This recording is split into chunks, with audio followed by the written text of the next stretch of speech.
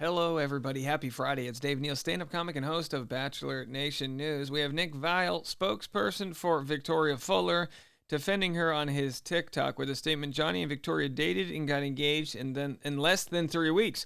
So he shares his sort of defense of Victoria.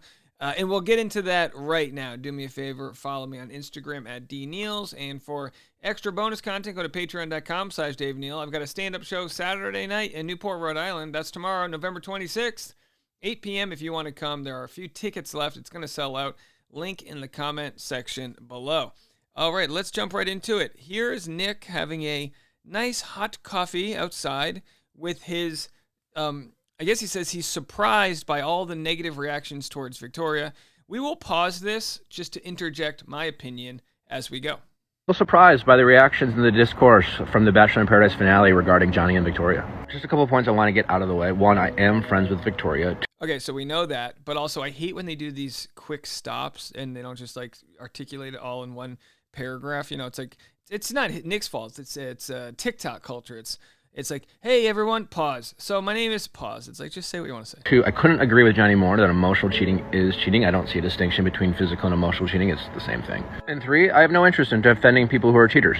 I'll just say this about emotional and physical cheating. The only difference is physical cheating, you know exactly where the boundary is. It's like you did something physical. Emotional, it can be sort of, all right, were they just friends? Like, without knowing all the context of their messages, it's impossible to know truly if that's what occurred, which also means it's impossible for Nick to argue that it didn't happen. You know what I mean? Even if those people are my friends. Let's do a quick rewind here. Johnny and Victoria dated and got engaged in less than 3 weeks. Anyone getting engaged in that world, regardless of how strong that relationship feels, it's a leap of faith. According to Victoria, in the weeks that followed their engagement, things turned pretty toxic quickly, which included Johnny calling her an effing C-word. Which, of course, he denies. And I'll just say this, what's interesting is he denied it. They didn't air that part. And in Nick's conversation on his podcast where he says that Johnny didn't deny it, his producers, who were sitting front row at the reunion show, didn't interject and say, actually, they showed it. They just didn't air that part. So, a point that Johnny didn't seem to dispute. The only thing he seemed to dispute is when he was reducing her value as a partner down to her ability to cook and clean. And again, it sounds like I'm just defending Johnny blindly here. But apparently that was a joke that they made. And Johnny did dispute the C-word claims. So I reject the premise that Johnny didn't dispute that. He did. He says he was just joking about that. Now let's talk timelines. In the finale, there was no talks of dates or timelines. That's usually the case on these shows. It seemed like Victoria broke up with Johnny one day and was dating Greg the next. My understanding of the situation is that Johnny and Victoria had several conversations about ending their relationship in September, and then Greg and Victoria were seen in Rome on their first date at the end of October. So literally several weeks in between those two moments. I don't know the exact dates in which Johnny and Victoria broke up. And objection. If you don't know the exact dates they broke up, how can you properly know if cheating occurred? So if you don't know if they broke up on, September 15th or September 21st, you don't know what day they booked the flights to Rome. Also, okay, let's keep going. And I don't know the exact date in which Greg and Victoria started talking. But for the people waking up today criticizing Victoria and defending Johnny, I have a question. Are you just choosing not to believe that Johnny called Victoria an effing C-word, despite him not disputing it? Or are you suggesting that it's no big deal and that somehow Victoria owed the relationship or Johnny more effort to work on this relationship that was, weeks old? Okay, so I'll answer that, but you're giving me two choices. You're asking me to choose to believe whether or not he said the C-word. I don't know. But he's accused her of throwing a glass or bottle of wine at her. I'm not sure specifically. Did he say that afterwards? Sure. Is it always wrong to call your spouse hurtful words or your partner? Absolutely. But we don't know the full extent of what was said or done. All we know is that something very bad happened, and there's a lot of people that are upset. What the show didn't air was Tyler calling Victoria a cheater. The show didn't air her. You would call that DV, domestic violence. They didn't share that part. The show edited that part out. Those are heavy accusations that were made. So if we're going to give as much weight to Johnny calling her the C word, we have to give as much, if not more weight, to her doing something physical against him. Because where I'm from, calling someone an effing C-word is a fireable offense. Like, if that's being said in a relationship, you don't need any other reasons to want to get out of it. And I'm not suggesting that Johnny is the only one who might need to apologize for the behavior in that relationship. As Victoria said, the relationship itself was toxic. So I'm proud of my friend for wanting to remove herself from a relationship that didn't seem to be very healthy. And I don't think she owes anyone, certainly not Johnny, for wanting to move on as fast as possible from that relationship. And is going to Rome with Greg and getting matching tattoos like a little nuts and reactive and crazy? Sure. But so is falling in love and getting engaged in paradise. And most of y'all have no problem jumping on that crazy train. I have no reason not to believe my friend that she handled her business with Johnny before she moved on with Greg, but I'm also just really proud of her for just wanting to get out of a relationship that wasn't healthy for her.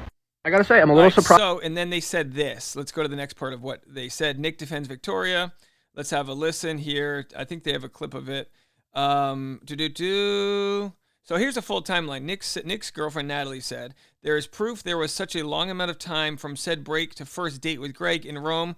There was no overlap. Here's what they had to say.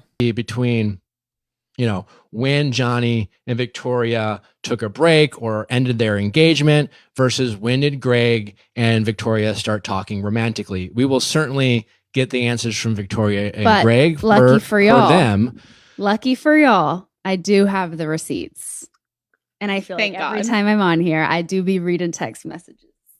And of course, she's been criticized for AAVE, which is saying I do be reading text messages. I don't know. Maybe I do be reading text messages is what they teach in the Alabama public school system. I'm not sure. Always got a primary source. Yeah. I am not afraid to read a text. We're watching it last night, and Natalie is like, wait, I was like, I know we've talked about when they took a break. Like, we've had that conversation. So Natalie's their source is obviously Victoria. And Bachelor Rabbit Hole says, y'all know I keep it real with you. So believe me when I say this podcast was complete garbage. The biggest takeaway here is that Nick will be interviewing Victoria next week. We will be covering it. Nick promoted this podcast episode by sharing a clip of Natalie saying she had receipts to prove the timeline of Victoria Johnny's break and Victoria's first date in Rome. Natalie never showed the receipts. She just told a story about text messages sent back and forth between her and Victoria. Nick is 18 years older than Natalie and yet won't teach her what receipts mean. Okay, well, we don't need any ageism digs. Aside from the friendship bias Natalie has, she literally is in photos kissing Victoria on the lips. So I think the level of bias is really too high to take anything she says seriously. Yeah, well, put it this way. The level of bias that Nick and Natalie have towards Victoria is way closer than anything I have. I don't know Johnny.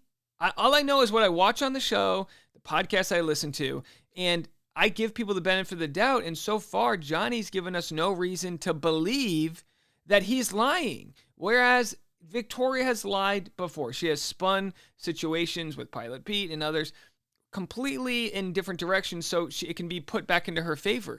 We watch her basically. I don't know if I have the after the reunion. 1 second, folks. I don't know if I have the video for this right here. Let me drag this right here. I wasn't preparing to show this in this video, but we have the moment where she flat out skirts around the question when Johnny called her out. Have a watch. But you cannot make these accusations saying I cheated on So you when you know damn well that isn't true. So here Johnny comes with flying all over the world, posting videos with Greg. Okay, so he says posting videos with Greg.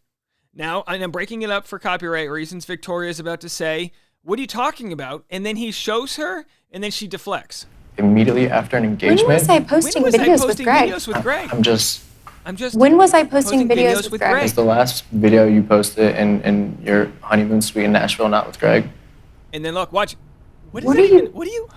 That has nothing to do with like what we're talking about. Get Okay, so I mean that's a real stump moment. If this was in the court of law, if this was in the court, this would be the cross-examination that the jury would see and immediately not find Victoria credible because she's not living in the reality that we're all watching.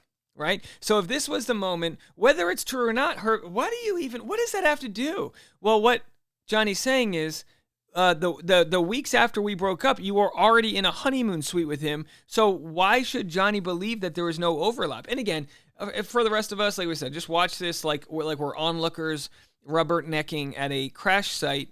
Don't DM them personally or whatever. But at the very least, my response to Nick would be, can't we at least be very skeptical here?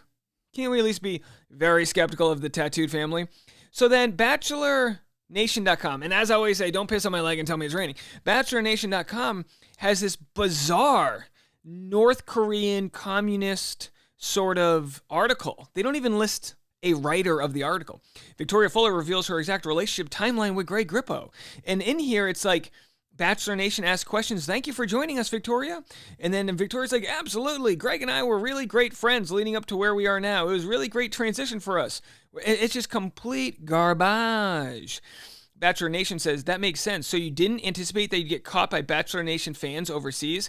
Truly, think about this for a second. We were in another country among millions of people. Who were we to think that we were going to get spotted? We're not the Kardashians. And look, I believe her that they actually didn't think they would get spotted. What they didn't realize is they went to a very normalized American travel spot. They weren't in some Moroccan, whatever. They were in Rome.